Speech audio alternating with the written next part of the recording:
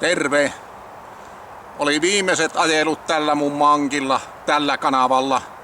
Tai itse asiassa manki ei oo enää mun, omistaja on jo vaihtunut.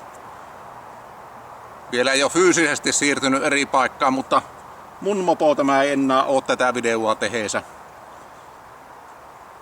5 kesää melkein, heinäkuun loppua nyt, että vähän aikaa olisi vielä ollut ajokautta jäljellä. Tässä nyt elämä vähän heittelee, että niin ei ihan kaikkeen riitä aika, ja sitten toinen on tämä heinäkuinen heinäsiitepöly.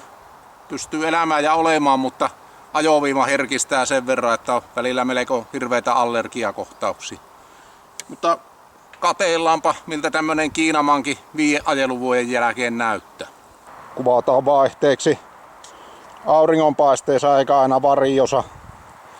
Näkyy kiiltuakin jossakin. Ruostetta on joku vuosi jo ollut täällä pakoputkistossa, pultin kannoissa ja lämpösuojassa. Ja sitten tuolla tarakasa tuolla alla vähän näkyy. En tiedä näkyykö videossa, mutta silmällä näkee. Siinäpä ne melkein ruosteet on. Jarrunestesäiliö on kannessa, on tuommoista hapeettummaa. Mittari sanoo tällä hetkellä 7280, eli alle 1000 kilometriä tullut tälle kesälle ajokilometriä.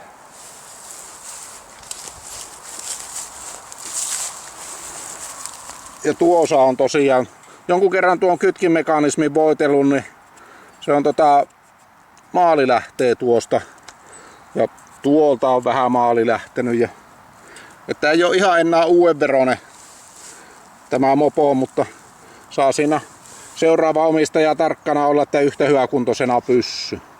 Toinenkin puoli katellaan läpi. Etukumi on vielä se alakuperäinen. Tää on vaan hirveän epätasaisesti kulunut. Jossakin ei ole nappuloita paljon ollenkaan. Kuvio vaan erottuu. Ja sitten taas jossakin toisaalla on vähän niin kuin isommat nappulat. Jännä, että kestää. Vaikka tuossa mittarissa olisi 20% mittarivirhe, niin tuolla renkaalla on ajettu niin 6000 kilometriä. Että kaikki paino on tällä painon jakkaamalla tuolla takana. Takakumi on vaihdettu yhdesti. Ja tässä vielä, olisiko siinä on varmaan puolet pinnasta vielä jäljellä, että paremmin kestää takana tämmönen katukuvio kuin mitä tommonen nappulakumi, kun asfaltilla ajelee.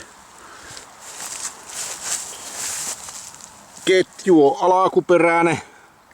On vähän liian löysällä, vain vihti toisten mopoja alkaa rassaamaan. Niin säätäkööt se uusi omistaja sitä pikkusen kirjemmälle. Täältä kans lähtee mustaa maalia näistä moottorialumiineista pois, mutta eipä tällä puolella sen kummemmin mikään uudestaan juuri muuttunut. Penkkikin pysynyt ehyenä. Tuota mä ajattelin, että ei montaa kesää kestä, vaikka pari osaa säilyttää eikä niin ole pakkasessa, jää pakkaseen kun märkänä on. Että ihmeen hyvä ollut. Tää on lähinnä kestävä. No se paha on istuakkaan. Ja tankin korkki. Tuossa on vielä alakuperäinen suojamuovi tuossa lukoo. En ole raskinut ottaa pois, on vähän niin kuin uuden veronen. Mutta joo, eipä siinä. Tästä moposta ei enempää kanavalle sitten tuu. Katellaan seuraaviin videoihin mitä kaikkia mä keksin. Ja niitä ootellessa, morjes!